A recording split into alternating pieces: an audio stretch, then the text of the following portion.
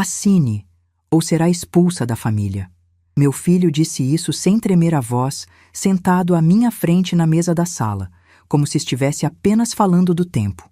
A caneta tinteiro brilhava em cima dos papéis e a minha xícara de café ainda fumegava, esquecida entre nós dois.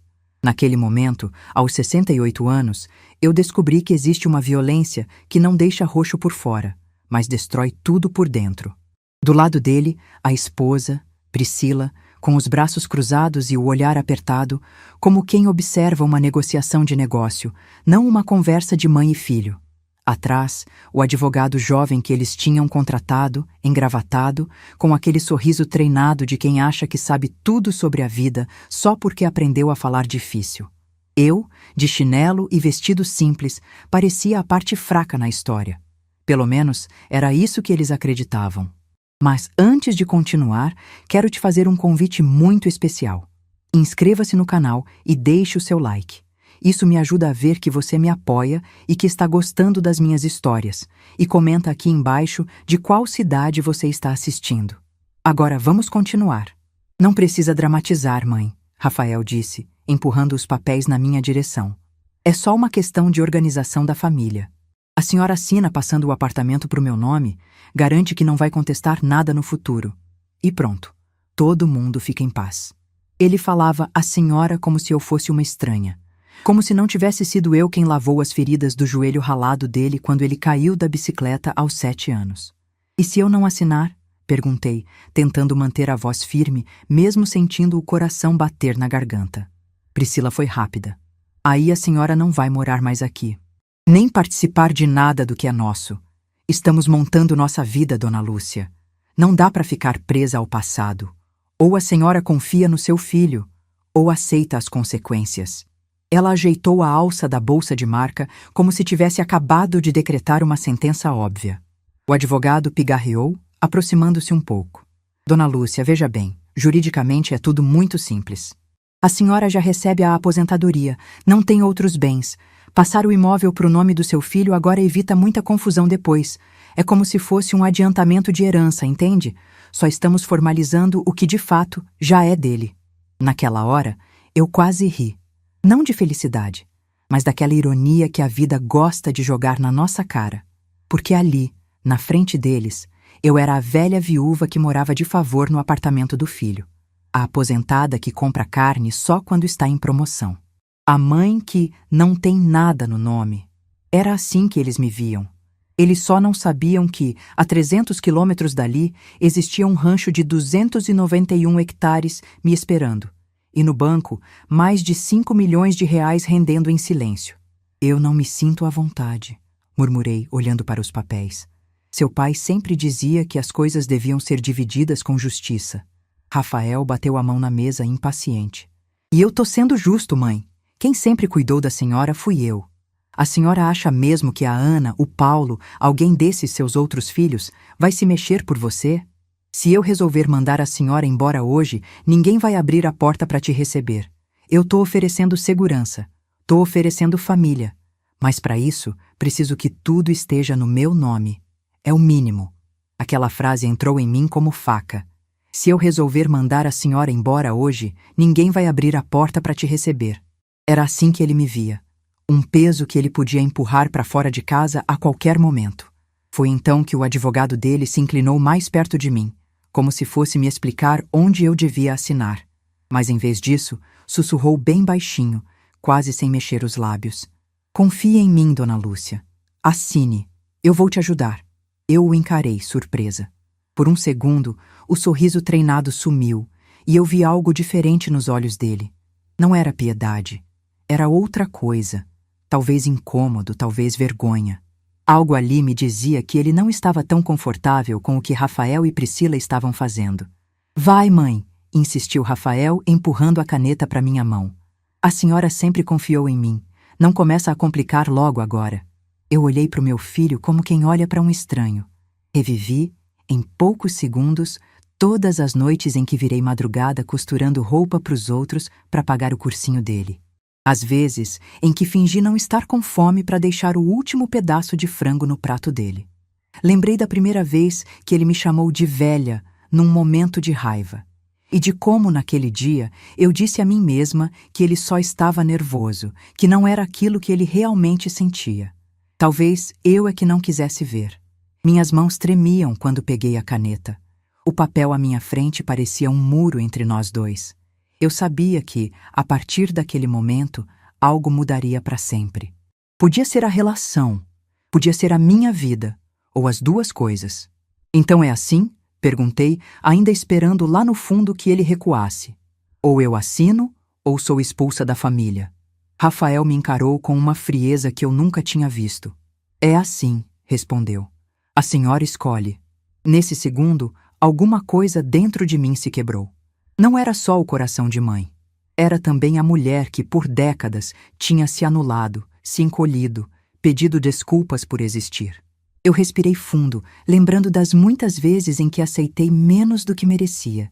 E, pela primeira vez, uma pergunta apareceu clara na minha mente. Por que eu ainda estava tentando ser aceita por quem me tratava como o resto? Olhei para o advogado. Ele sustentou meu olhar, firme, e fez um gesto quase imperceptível com a cabeça, como quem diz: confia. Então, eu entendi que havia mais coisa acontecendo ali do que eu conseguia ver. E decidi arriscar. Assinei o papel. Rafael sorriu aliviado, como quem acaba de fechar um ótimo negócio. Priscila relaxou os ombros, pegou o celular e começou a digitar alguma coisa, provavelmente contando para alguém que, finalmente, tinha conseguido o que queria. O advogado recolheu as folhas com cuidado, colocou tudo numa pasta preta e, antes de ir embora, me dirigiu um último olhar silencioso. Naquela noite, deitada na cama do quarto de hóspedes que eles me cederam por enquanto, eu encarei o teto por horas. Não chorei. Eu estava vazia demais até para isso. Só ficava ouvindo na minha cabeça a frase do meu próprio filho ecoando: se eu resolver mandar a senhora embora hoje, ninguém vai abrir a porta para te receber. Ali, sozinha, eu não fazia ideia de que, um mês depois, seria justamente essa frase que iria se voltar contra ele. E que aquele papel que eu assinei, acreditando estar perdendo tudo, seria a chave para virar o jogo da forma mais inesperada possível.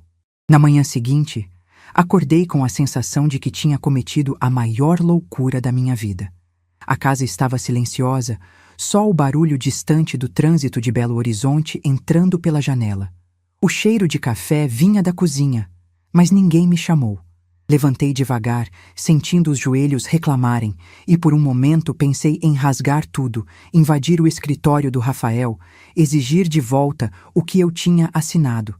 Mas aí lembrei do olhar do advogado na noite anterior. Aquele "confie em mim" não tinha saído da minha cabeça.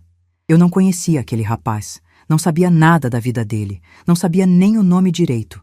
Doutor Marcelo, acho que ele disse.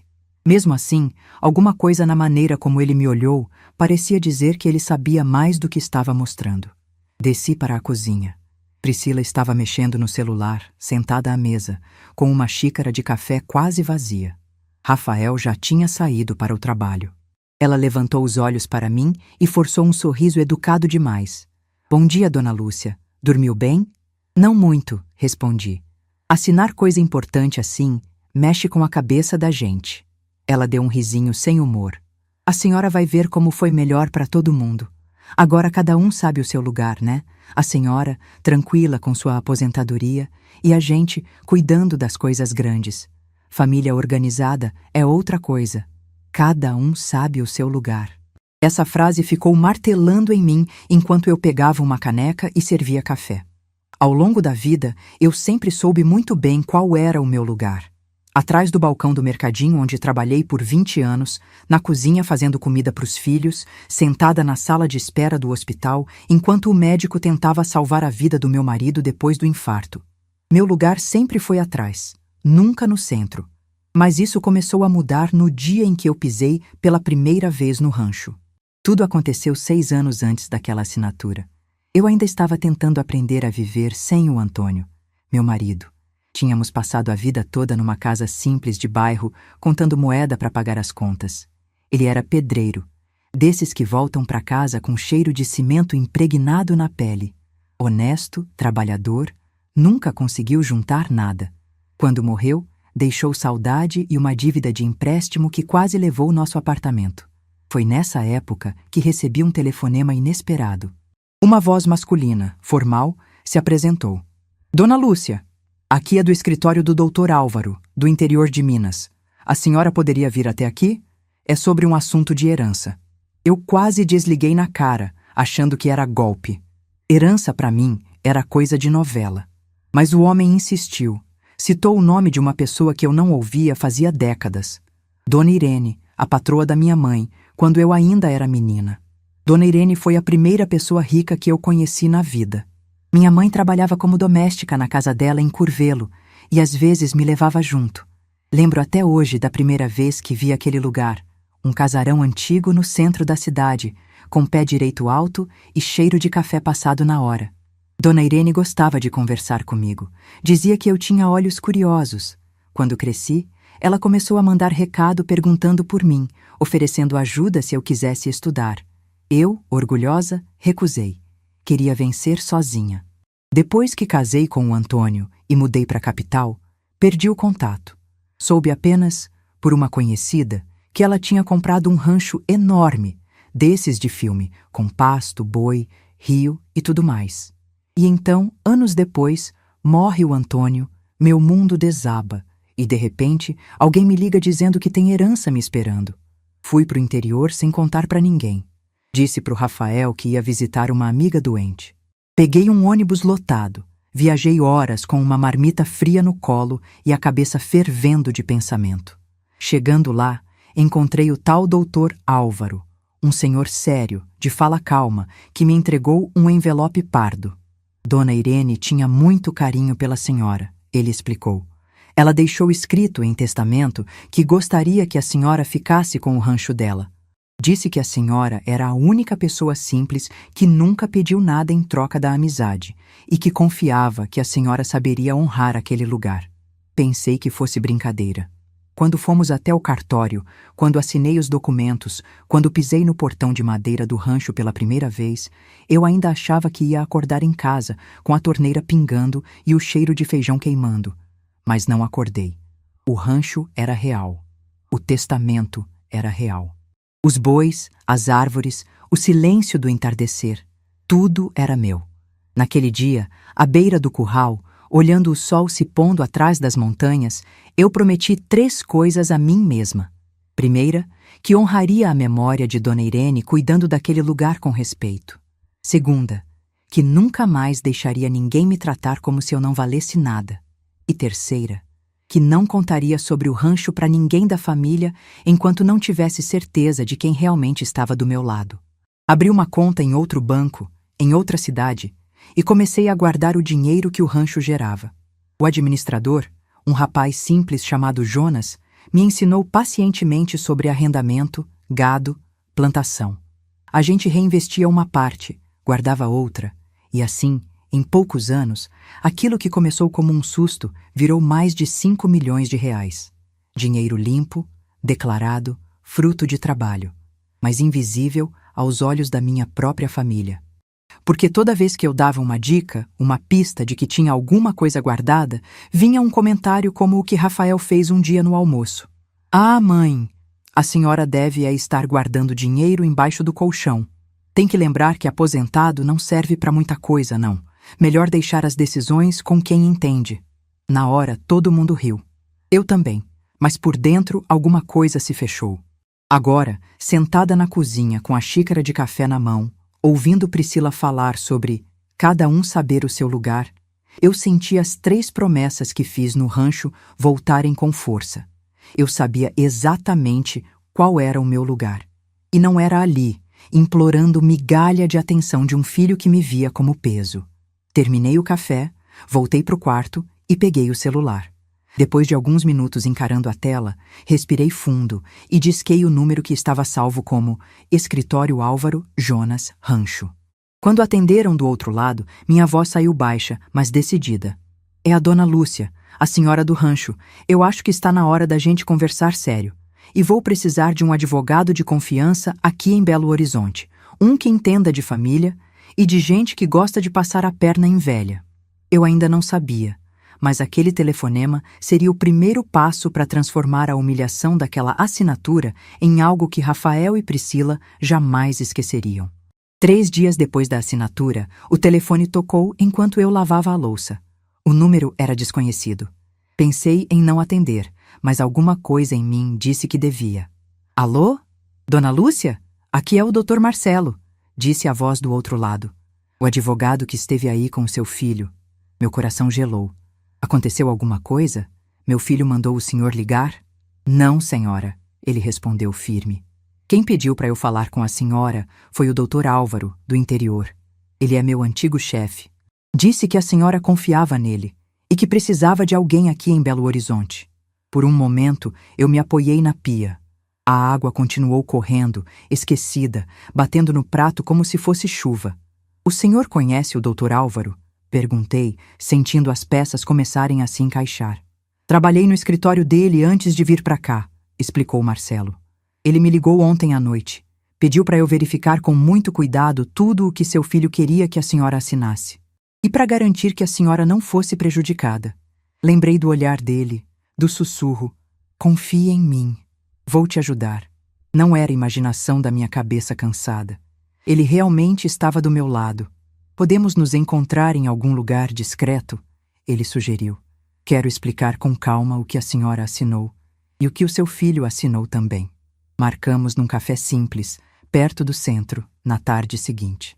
Eu fui de ônibus, com o vestido mais arrumadinho que tinha e a bolsa apertada contra o peito, como se fosse escudo. Tive vontade de contar para Ana ou para o Paulo, meus outros filhos, mas desisti. Eles já estavam tão distantes. Não queria ser motivo de briga entre irmãos de novo. Quando cheguei, Marcelo já estava lá, sentado num canto mais afastado, com uma pasta de couro ao lado. De perto, ele parecia mais jovem do que na sala do Rafael. Tirando a gravata, era só um rapaz de 30 e poucos anos com olheiras de quem passa mais tempo com papel do que com gente. Obrigado por ter vindo, Dona Lúcia, ele disse, levantando-se. Sente-se, por favor. Quer alguma coisa? Só água. Obrigada, respondi. Eu quero entender o que eu fiz. Ele abriu a pasta, tirou algumas cópias e colocou sobre a mesa. Primeiro, eu queria que a senhora soubesse de uma coisa. Eu não gostei nada da forma como seu filho falou com a senhora naquela sala. E não gostei do jeito como ele me contratou, dizendo que era só para convencer uma velha teimosa. Eu poderia ter me calado, feito o que ele pediu e recebido meus honorários, mas tenho mãe também. E tenho que dormir tranquilo. Meus olhos encheram d'água, mas eu respirei fundo. Então me diga a verdade. O que eu assinei? Ele apontou para o papel. A senhora assinou um contrato de comodato, não uma doação definitiva. Em termos simples, a senhora autorizou o Rafael a usar o apartamento enquanto a senhora quiser, mas continua sendo a dona. O imóvel não foi transferido para o nome dele. Isso só aconteceria se a senhora assinasse um segundo documento, que eu não deixei nem chegar perto da senhora. Como assim, doutor? Perguntei confusa. Ele não é o dono? Não, ele afirmou. Hoje, legalmente, o apartamento continua no nome da senhora. E mais, no mesmo ato, o Rafael assinou uma declaração reconhecendo que a senhora vive ali por liberalidade dele e que qualquer pressão que ele faça para a senhora sair pode ser considerada abuso. Eu liguei para o Dr. Álvaro, expliquei o caso e ele me orientou a proteger a senhora o máximo possível. Eu encarei as folhas tentando acompanhar. Nunca fui mulher de papel. Sempre fui de olhar nos olhos e apertar mão. Mas, naquela hora, eu percebi que o jogo estava sendo jogado em outra mesa. Então por que ele saiu tão seguro? Perguntei. Ele disse para mim que agora tudo era dele, que se quisesse, me mandava embora hoje mesmo. Marcelo respirou fundo. Porque ele não leu direito. E porque acha que advogado é empregado que faz qualquer coisa que mandam. Ele me pediu um modelo de doação em vida. Mas eu preparei outro tipo de contrato. Se ele tivesse prestado atenção, teria visto. Só que gente que se acha esperta demais raramente lê as letras pequenas. Por um segundo, eu quase ri. Não por maldade, mas por alívio. Ainda assim, outro medo apareceu. E se ele descobrir? Perguntei. E se ele tentar desfazer tudo? Para desfazer, a senhora precisa concordar, explicou Marcelo. E eu tenho certeza de que a senhora não vai concordar, não é? Balancei a cabeça. Isso eu não vou, não. Ele continuou. Além disso, ontem à noite, depois que saí da casa da senhora, fui direto a um cartório e registrei uma ata notarial. Descrevi que vi seu filho dizendo que, se a senhora não assinasse, seria expulsa da família e que a senhora assinou visivelmente pressionada. Tenho também o áudio que gravei no bolso, por precaução. O Dr. Álvaro me ensinou. Quando tem forte desequilíbrio numa negociação de família, a gente documenta tudo. Tem gravação? Perguntei surpresa. Tem, ele confirmou. E não é para usar contra a senhora. É para que, se algum dia ele quiser inverter a história, a justiça saiba o que realmente aconteceu. Fiquei em silêncio um tempo, sentindo uma mistura estranha de vergonha e esperança. Vergonha de ter chegado àquela idade, ainda sendo tratada como criança desobediente. Esperança de perceber que, talvez, eu não estivesse tão indefesa assim. Mas por que o senhor está fazendo isso por mim? Perguntei enfim. Eu não tenho como pagar advogado caro. Ele abriu um sorriso pequeno. Primeiro, porque foi o Dr. Álvaro que pediu. Ele sempre fala da senhora como a moça do olhar firme que não pede nada. Disse que se algum dia a senhora precisasse, era para eu ajudar. Segundo, porque eu não aguento mais ver filho usando lei para arrancar o pouco que mãe tem. A única coisa que vou pedir é autorização para, quando tudo isso terminar, usar o caso, sem nomes, numa palestra sobre abuso financeiro de idosos. A senhora me deixa? Se me ajudar a levantar a cabeça de novo, respondi, pode falar da minha história para o Brasil inteiro. Ele riu, aliviando um pouco o peso da mesa. Então vamos ao ponto principal, disse, ficando sério de novo. O seu filho quer acreditar que a senhora não tem nada, mas eu sei que a senhora tem um rancho de 291 hectares e mais de 5 milhões de reais em investimento. O Dr. Álvaro me mandou os documentos. A senhora sabe que, se quiser, pode sair daquela casa hoje e viver muito melhor do que vive lá. Meu corpo inteiro arrepiou. Eu sei, murmurei. Mas parte de mim ainda queria acreditar que o Rafael ficava comigo por amor, não por interesse. Agora eu não sei mais. Marcelo me olhou com respeito, não com pena. Dona Lúcia, às vezes, para ver quem realmente está do nosso lado, a gente precisa deixar o teatro desmoronar. Seu filho acha que tem a senhora na mão e por isso está mostrando quem é. A senhora agora tem duas escolhas: continuar suportando para não perder a família ou usar tudo o que tem para se proteger. E acredite, proteger a si mesma não é vingança, é justiça. Eu fechei os olhos por um instante. Vi o rancho na minha mente, o horizonte largo, o som dos pássaros. Vi também o rosto do Rafael menino, sujo de terra, correndo para o meu colo. E, ao mesmo tempo, ouvi a voz fria do homem adulto. Ou assina, ou está expulsa da família. Quando abri os olhos, algo em mim tinha mudado de lugar. O que o senhor sugere que eu faça? Perguntei. Marcelo se inclinou para frente. Primeiro, a senhora não diz nada para ele. Continua agindo como se tivesse entregado tudo. Deixa ele acreditar que venceu. Segundo, a gente organiza sua saída dessa casa do jeito mais seguro possível. A senhora vai para o rancho, assume a vida que já é sua por direito. Terceiro, com calma, vamos usar o contrato que ele assinou e os documentos do rancho para mostrar quem, de fato, depende de quem. Ele fez uma pausa, olhando bem nos meus olhos. E se a senhora quiser, Dona Lúcia, a frase assine ou será expulsa da família ainda pode se voltar contra ele. Não com ódio, não com vingança cega, mas com a verdade e com a lei. Segurei a borda da mesa. O mundo, que até ali parecia estar desmoronando, de repente começou a se reorganizar num desenho novo. Doloroso, sim, mas pela primeira vez em muito tempo, esse desenho me colocava no centro da minha própria vida. Então vamos em frente, doutor, eu disse, sentindo a voz firme como há anos não sentia. Se meu filho acha que eu não tenho nada, ele vai descobrir, do jeito mais doloroso, que o maior erro da vida dele foi confundir amor de mãe com fraqueza. Marcamos minha ida ao rancho para uma sexta-feira bem cedo. Até lá, eu precisava seguir representando o papel da mãe mansa que Rafael acreditava comandar. Aos 68 anos, eu estava aprendendo a fingir dentro da minha própria casa, mas era isso ou entregar de bandeja a pouca dignidade que me restava. Nos dias seguintes, ele ficou ainda mais arrogante. Começou a falar do apartamento como meu imóvel, comentando alto ao telefone sobre reformas e sobre a possibilidade de alugar aquele quarto da minha mãe, se eu aceitasse ir morar com alguma irmã. Eu ouvia tudo calada, registrando cada palavra. Priscila mostrava para as amigas vídeos de decoração, escolhendo o que ia trocar, o que ia jogar fora, como se eu fosse um móvel velho esperando a caçamba. Na quarta à noite, durante o jantar, ele lançou outra. Mãe, já falei com um conhecido meu sobre uma clínica muito boa. Não é asilo, é residência sênior.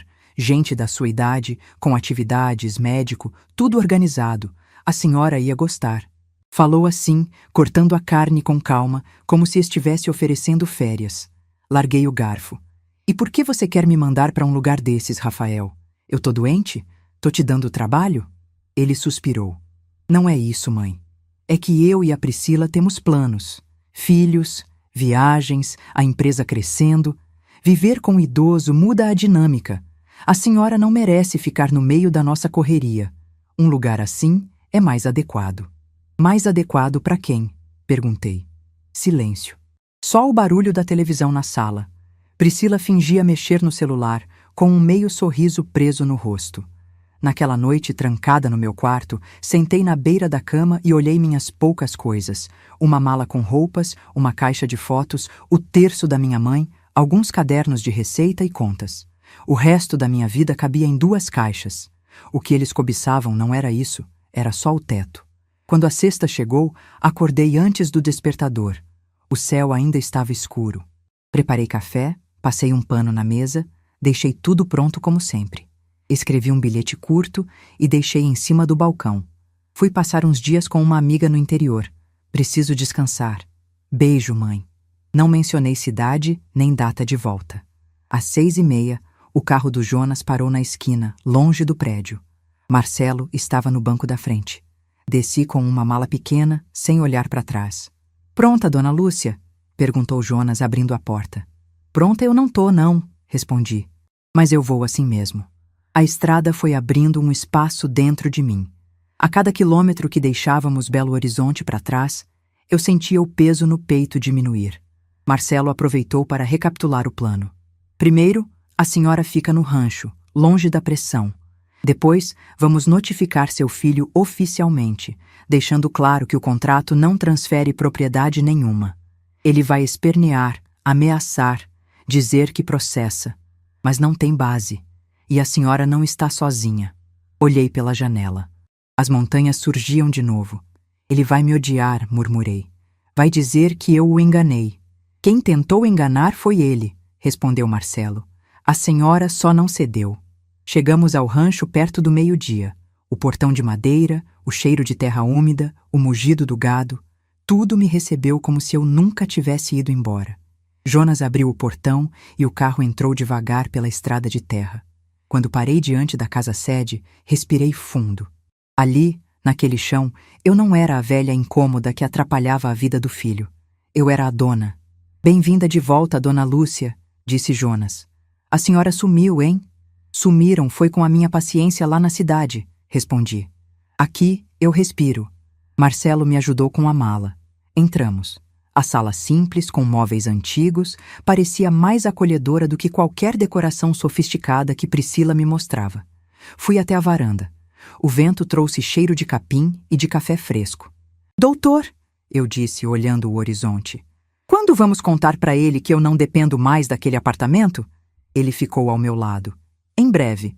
Mas antes, quero que a senhora pense numa coisa. Em quê? Até onde a senhora quer ir? A senhora pode simplesmente se afastar, viver sua vida aqui. Ou pode ir além, exigir respeito, colocar limites, mostrar que quem ameaçou expulsar a senhora da família é que corre o risco de ficar do lado de fora. Fiquei em silêncio. Lá embaixo, um bezerro corria atrás da mãe. Eu não quero destruir a vida do meu filho, falei devagar. Mas também não vou mais deixar que ele destrua a minha. Marcelo assentiu. Então vamos construir um meio-termo, firme, mas justo. Naquele fim de tarde, sentei sozinha na varanda com uma caneca de café e deixei o sol se pôr. Sabia que, em algum momento, o telefone ia tocar, Rafael ia me acusar, Priscila ia me chamar de ingrata. Mas pela primeira vez, a ideia de ouvir tudo isso não me paralisava, porque agora eu tinha para onde ir. E eu ainda não fazia ideia de que o verdadeiro acerto de contas viria de um jeito que nem Marcelo, nem Jonas, nem o próprio Dr. Álvaro podiam imaginar. Um jeito que envolveria não só o rancho, nem só o dinheiro, mas o orgulho ferido de um filho que, pela primeira vez, iria descobrir que não era ele quem controlava o jogo. No domingo de manhã, meu celular finalmente tocou. Eu estava na varanda, comendo um pedaço de bolo de fubá que a vizinha do sítio tinha trazido quando vi o nome do Rafael na tela. O coração bateu mais forte, mas eu não atendi. Esperei tocar 3 vezes até cair. Minutos depois, veio uma enxurrada de mensagens. Mãe, onde a senhora está? Que história é essa de sumir sem avisar? Ligue para mim agora. Li tudo em silêncio. Era curioso. Quando eu estava na casa dele, ele me tratava como estorvo. Quando eu saí, virou preocupação repentina. Marcelo, sentado na varanda ao meu lado, revisando documentos, me lançou um olhar de canto. Quer responder? Quero esperar ele cansar de gritar sozinho, respondi. No fim da tarde, outra ligação. Dessa vez atendi. Alô? Mãe, o que está acontecendo? A Priscila quase chamou a polícia. A senhora não pode sair assim. Eu deixei bilhete, respondi calmamente. Bilhete não resolve nada. Eu sou responsável pela senhora. Preciso saber onde está. Responsável? Repeti. Rafael, você tentou me mandar para uma clínica. Silêncio.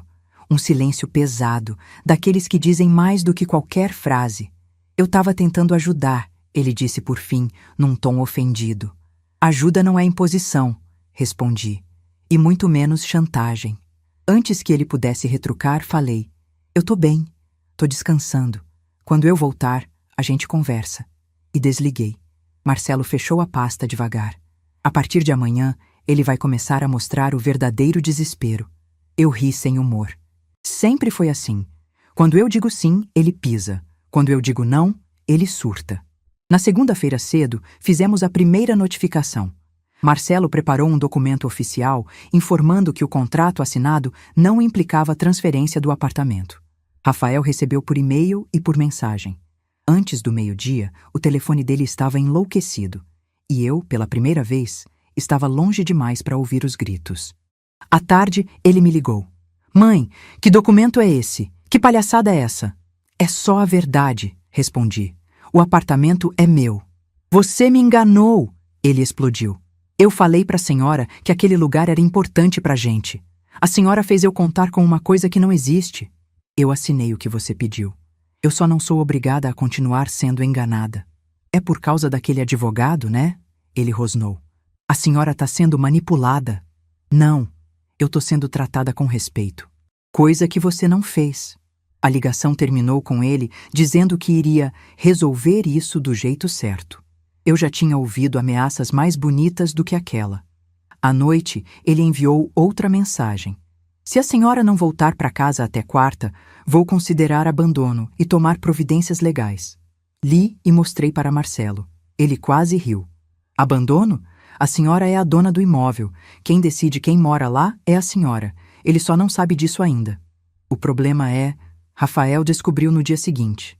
Na terça de manhã, enquanto eu ajudava Jonas a separar algumas contas do rancho, veio um áudio longo. Mãe, a senhora me colocou numa situação complicada.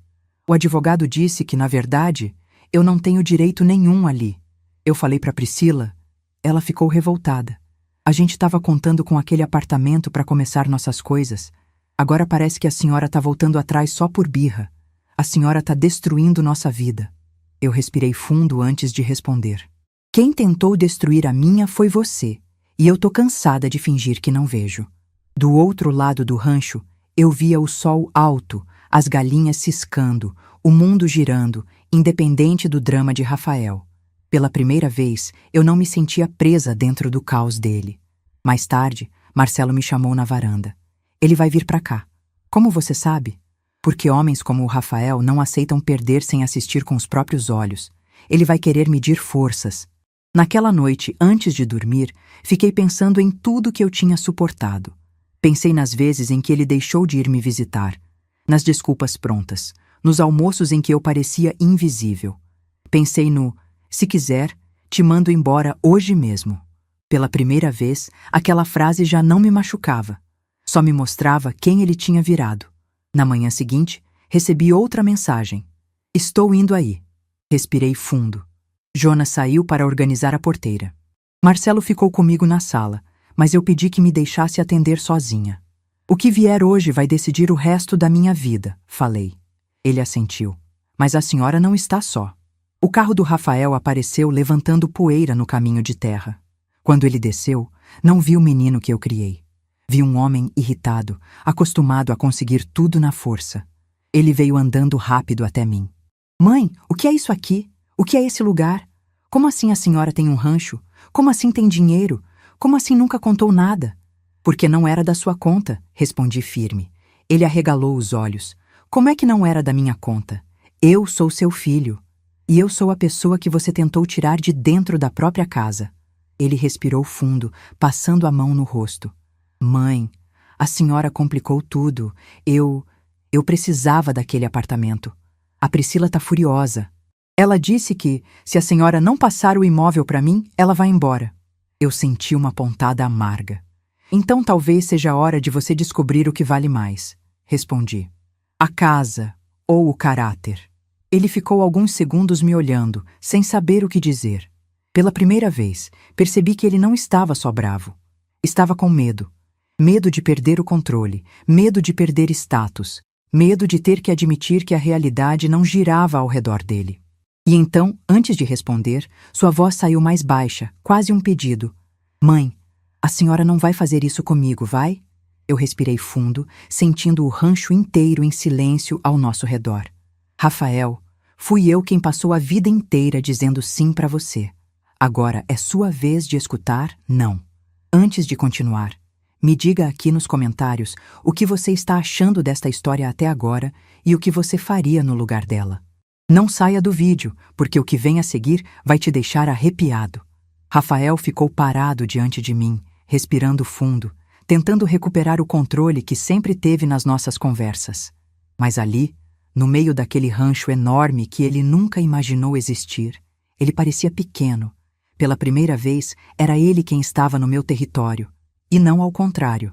"Então é isso?" ele perguntou enfim. "A senhora fugiu da minha casa para se esconder aqui? Para fazer joguinho comigo?" "Eu não fugi", respondi calmamente. "Eu vim para minha casa. Eu vim para onde ninguém me chama de peso, nem me ameaça com clínica, nem tenta decidir minha vida como se eu fosse incapaz." Ele abriu os braços, indignado. "Eu nunca disse isso, mãe." "Disse sim. Talvez não com essas palavras, mas disse." Marcelo observava à distância, perto do carro, sem interferir. Jonas tinha ido verificar um bezerro recém-nascido, deixando o espaço livre para que aquilo acontecesse, porque precisava acontecer. Rafael passou a mão pelos cabelos, nervoso. "Por que a senhora não me contou sobre esse lugar antes? Por quê? A senhora podia ter me ajudado. A senhora podia ter ajudado a gente." "Eu também podia ter sido explorada", respondi. "Podia ter sido tratada pior do que já estava sendo." Ele balançou a cabeça com força.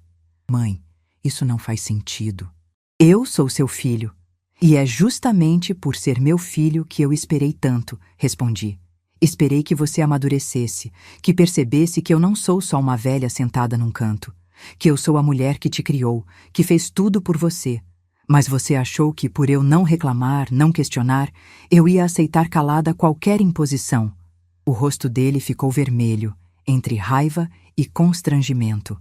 "A Priscila disse que a senhora deve ter sido manipulada por esses advogados aí. Que tudo isso é exagero. A Priscila não viveu a minha vida", respondi.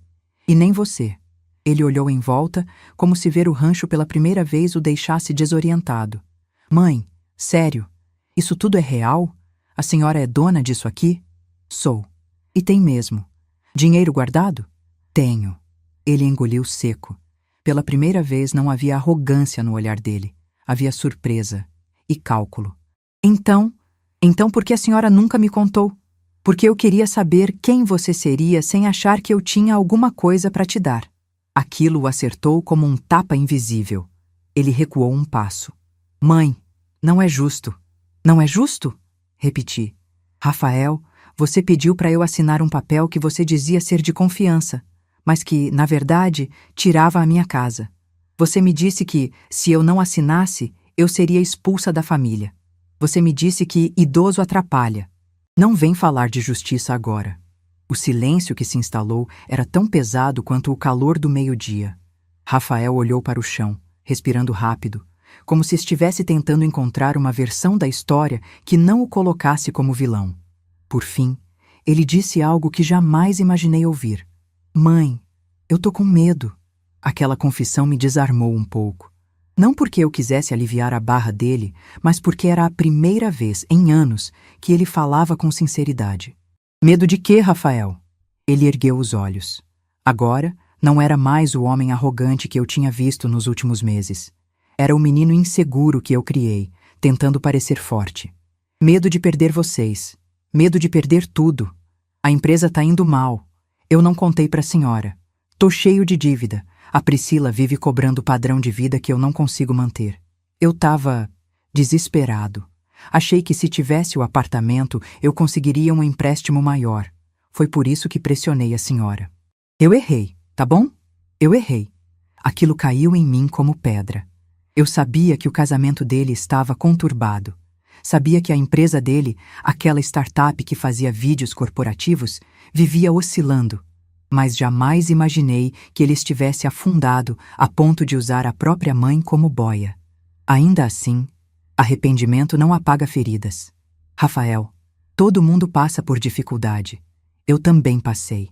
A diferença é que eu nunca empurrei ninguém pro buraco para tentar sair do meu. Ele baixou a cabeça novamente. Eu sei que fui um idiota.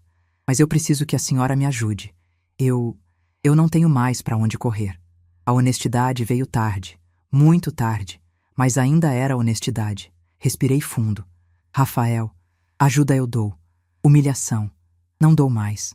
Ele levantou os olhos, confuso. Se você quer recomeçar, continuei.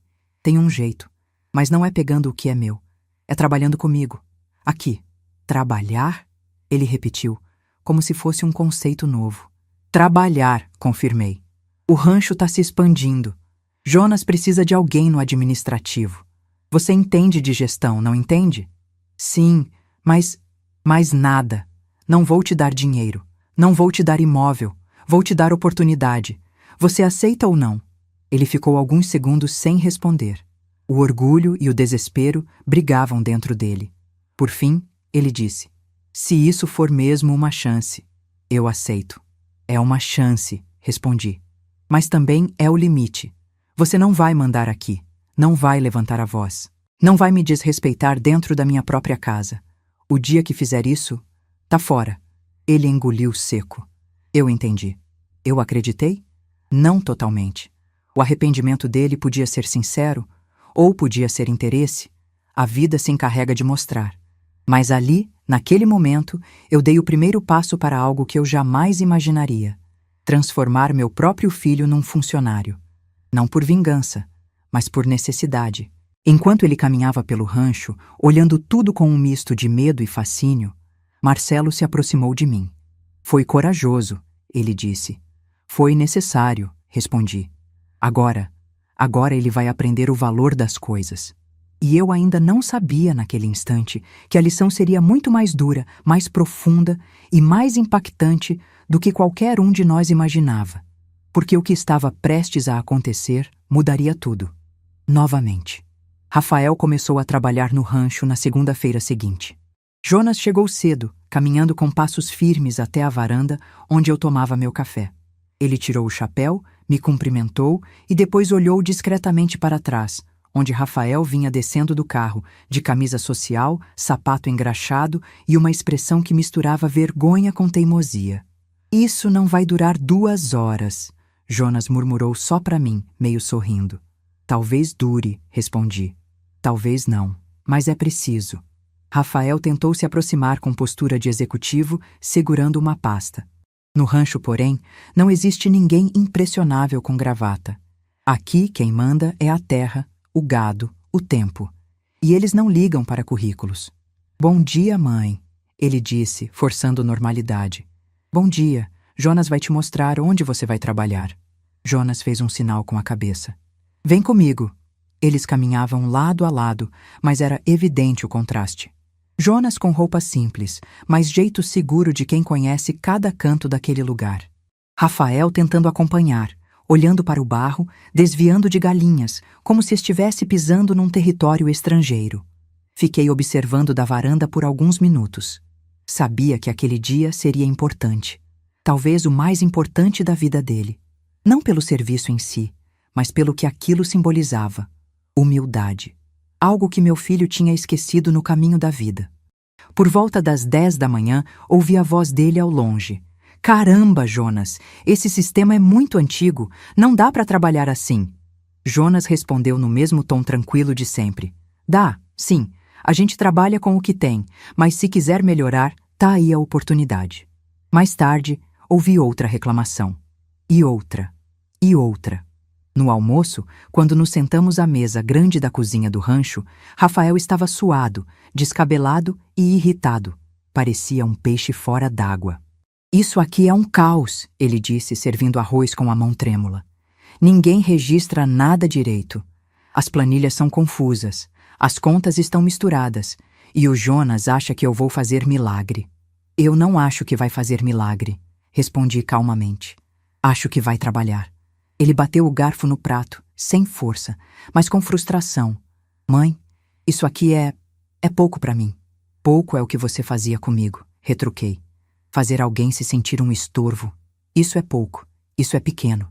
Aqui, pelo menos, você vai aprender a construir, não a destruir. Ele não respondeu. Continuou comendo em silêncio, mas percebi que estava pensando. À tarde, enquanto eu e Marcelo revisávamos alguns documentos do rancho na sala, Rafael entrou sem bater, irritado. Mãe, a gente precisa conversar. Pois fale. Eu não posso ficar aqui. Esse trabalho não é para mim.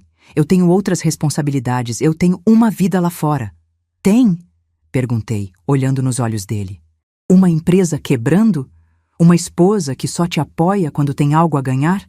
Dívidas escondidas? Planos feitos em cima do que eu supostamente teria para te dar? Ele empalideceu.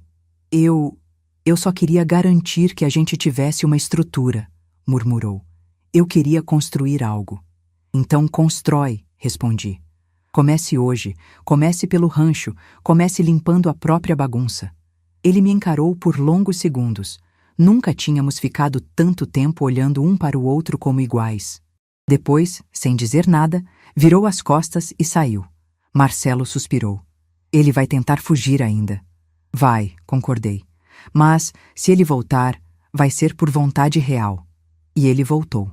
No fim da tarde, encontrei-o sentado no tronco caído perto do curral. A camisa estava suja de poeira, os sapatos arruinados. Mas o rosto estava diferente. Não havia soberba, apenas cansaço. E talvez, pela primeira vez, humildade. Mãe, ele chamou, quando percebeu que eu estava ali. Eu não sei se consigo. Então tente até conseguir, respondi. Ninguém nasce pronto. Nem você, nem eu. Ele abaixou a cabeça. Eu estraguei tudo, né? Não tudo, mas bastante. Eu não queria ser essa pessoa. Mas foi. Ele respirou fundo. E agora? Agora você decide se continua sendo ou se muda. Rafael passou a mão no rosto, como se estivesse tirando uma máscara. A Priscila não vai aceitar isso. Ela já me mandou mensagem. Disse que se eu ficar trabalhando de empregado da minha mãe, ela vai pedir separação. Então está na hora de escolher, respondi firme. Quem manda na sua vida, você ou ela? Ele ficou em silêncio por um longo momento. Depois, perguntou algo que me atravessou como vento frio. Se eu mudar, se eu realmente mudar, você consegue me perdoar? Demorei alguns segundos para responder. Perdoar é fácil, disse enfim. Difícil é voltar a confiar. Ele assentiu devagar, aceitando aquilo. E então, uma coisa inesperada aconteceu. Rafael levantou-se, caminhou até mim, hesitou e depois me abraçou. Não foi um abraço forte, nem desesperado. Foi um abraço tímido, como se ele tivesse esquecido como se fazia. Eu fechei os olhos e devolvi o abraço.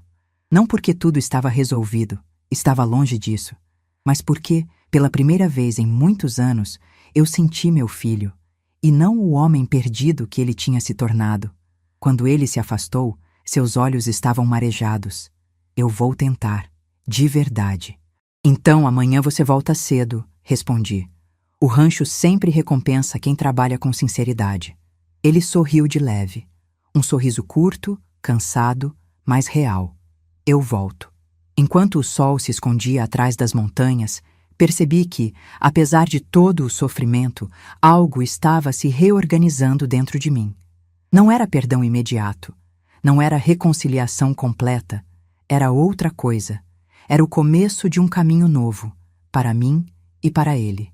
Eu só não imaginava que, poucos dias depois, algo inesperado aconteceria. Algo que mudaria o rumo da nossa história mais uma vez e nos colocaria diante da verdade final sobre quem eu era e quem Rafael seria dali em diante. Na manhã seguinte, Rafael chegou antes mesmo de Jonas. Vinha com a roupa mais simples, cabelos presos para trás e um jeito diferente, menos preocupado com a aparência, mais focado no que precisava ser feito.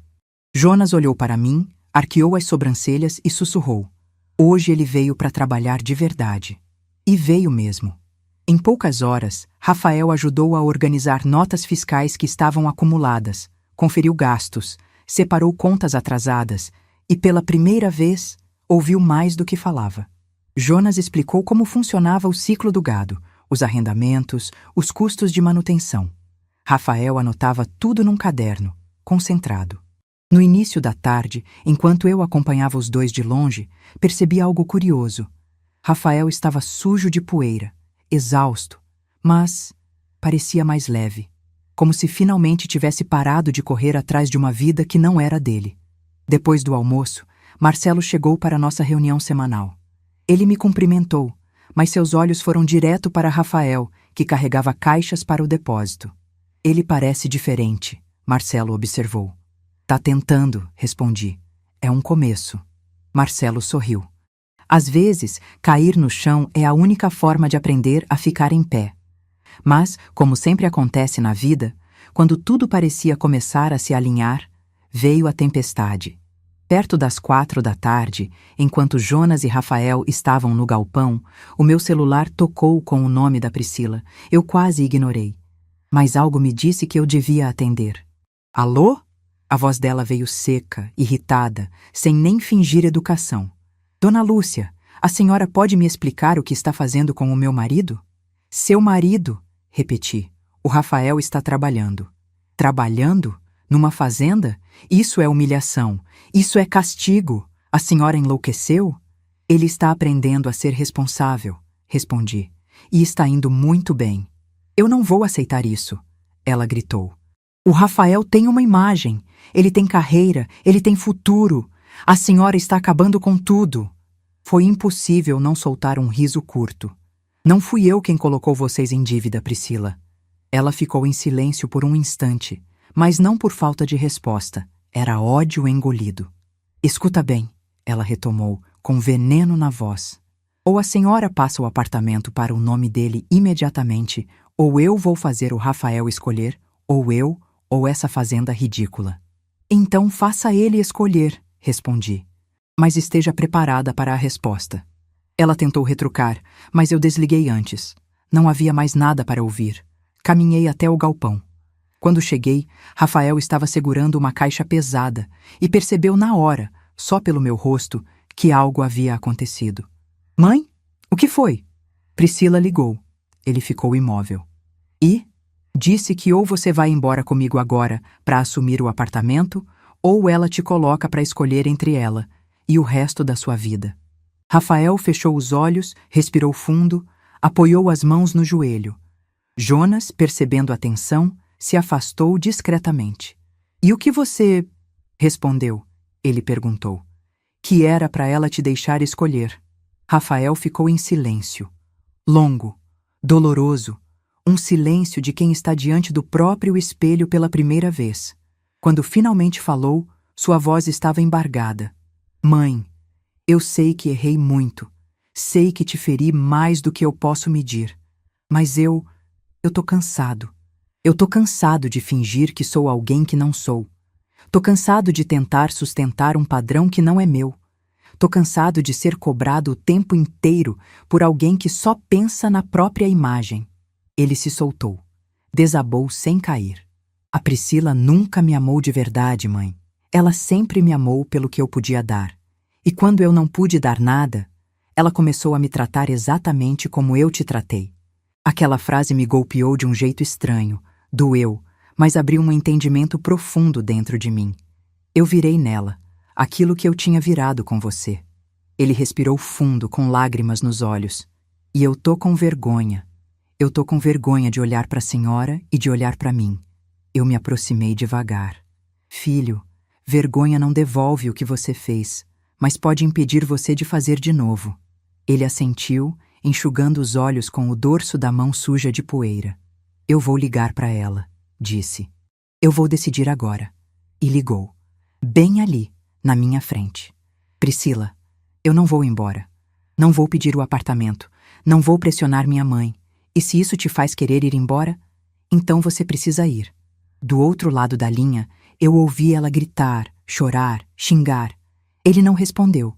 Apenas fechou os olhos, respirou e desligou. Quando guardou o celular no bolso, ele parecia livre. Mãe, posso continuar trabalhando aqui? Mesmo depois de tudo? Pode, respondi. Mas não por mim. Por você. Ele sorriu pela primeira vez em semanas. Um sorriso pequeno, cansado, mas verdadeiro. E naquela noite, quando o sol se pôs atrás das montanhas, eu soube que algo importante tinha mudado. Não era a vida, não era o rancho. Era o meu filho. Mal sabíamos nós dois que, no dia seguinte, chegaria uma pessoa inesperada. Alguém que obrigaria Rafael a enfrentar não só seus erros, mas também o passado que ele sempre evitou. E que mudaria tudo de novo antes do capítulo final. Na manhã seguinte, eu ainda estava passando café quando ouvi o som de um carro desconhecido se aproximando pela estrada de terra. Não era o de Jonas, não era o de Marcelo. Era um carro prata, moderno, daqueles que não costumam aparecer no rancho. Rafael, que já estava acordado e organizando algumas planilhas na mesa da cozinha, ergueu o rosto imediatamente. — Quem será isso a essa hora? Perguntou. Antes que eu pudesse responder, o carro estacionou diante da casa-sede. A porta se abriu devagar, e quem desceu me fez gelar por dentro. Era Ana, minha filha do meio, a que se afastou anos atrás, a que sempre foi silenciosa, dura, magoada com o irmão. E comigo. Rafael ficou paralisado. Mãe, o que ela está fazendo aqui? Eu não sabia, mas reconheci na hora aquele olhar dela. Não era raiva, não era surpresa, era propósito. Ela veio porque sabia. Quando Ana se aproximou da varanda, seu rosto estava sério, mas não hostil. Apenas determinado. Como se tivesse ensaiado aquele momento por semanas. Bom dia, mãe. Bom dia, Ana. Que surpresa! Ela respirou fundo. Eu sei do rancho. O mundo pareceu se inclinar um pouco. Rafael virou-se devagar, encarando a irmã como se tivesse acabado de levar um soco no estômago. Como assim você sabe? Ele perguntou, a voz tremendo. Ana voltou o olhar para mim. O doutor Álvaro me procurou há 3 semanas. Disse que eu tinha direito de saber onde a senhora estava. Ele me contou tudo. Sobre o testamento, sobre o dinheiro, sobre o rancho. Eu segurei o encosto da cadeira.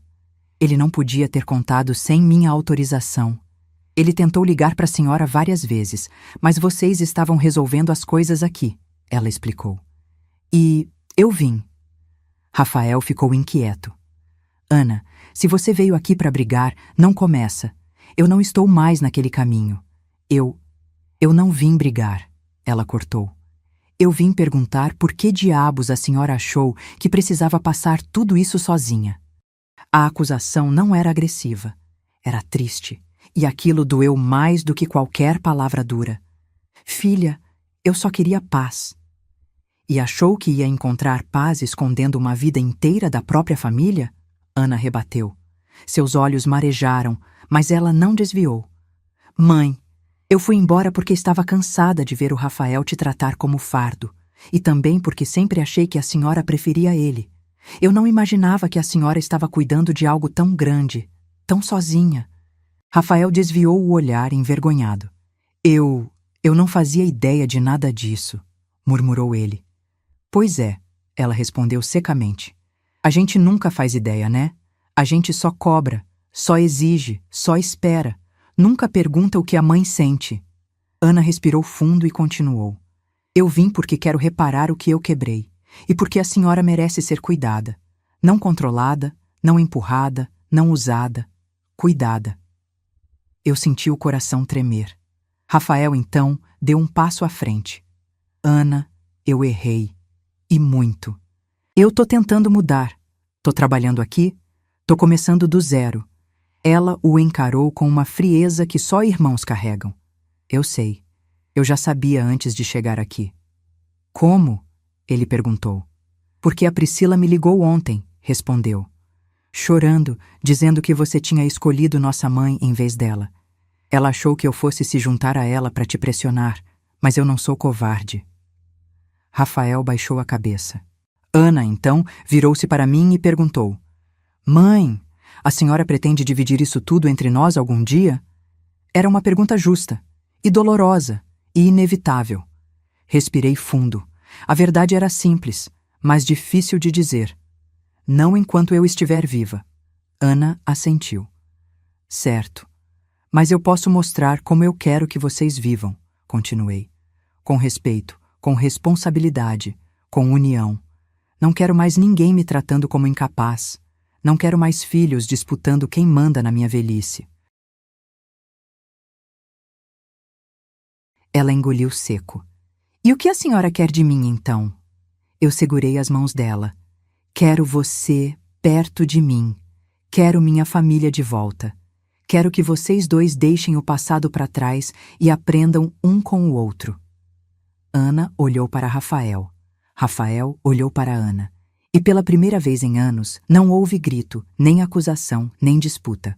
Só silêncio. Um silêncio tenso, mas possível. Então, Ana respirou fundo. Eu topo tentar. Rafael hesitou, mas respondeu. Eu também. Aquele momento me fez chorar. Não um choro escandaloso, mas um choro silencioso, de mãe que vê o impossível dar um passo. E foi naquele instante, com o coração apertado, mas cheio de esperança, que percebi que minha história, nossa história, não precisava terminar em ruptura. Podia terminar em reconstrução. Ainda assim, eu sabia que os ferimentos eram profundos e o perdão não era simples. Por isso, antes de encerrar, falei: agora que vocês sabem quem eu sou e o que eu tenho, precisamos construir algo novo.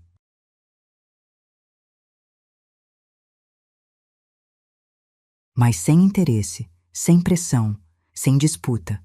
Só amor e responsabilidade. Vocês aceitam? Ana segurou minha mão com força. Rafael assentiu devagar. E ali, naquele rancho que eu tanto escondi, naquele chão que guardava mais do que terra, guardavam a verdade. Eu finalmente senti que podia descansar. Que podia ser, pela primeira vez em décadas, dona de mim. Mas ainda faltava uma última coisa. Deixar claro para quem assistiu a essa história até aqui o que ela significou para mim e para nós. O que achou da história? Se inscreva no canal e compartilhe com alguém que também irá se emocionar hoje.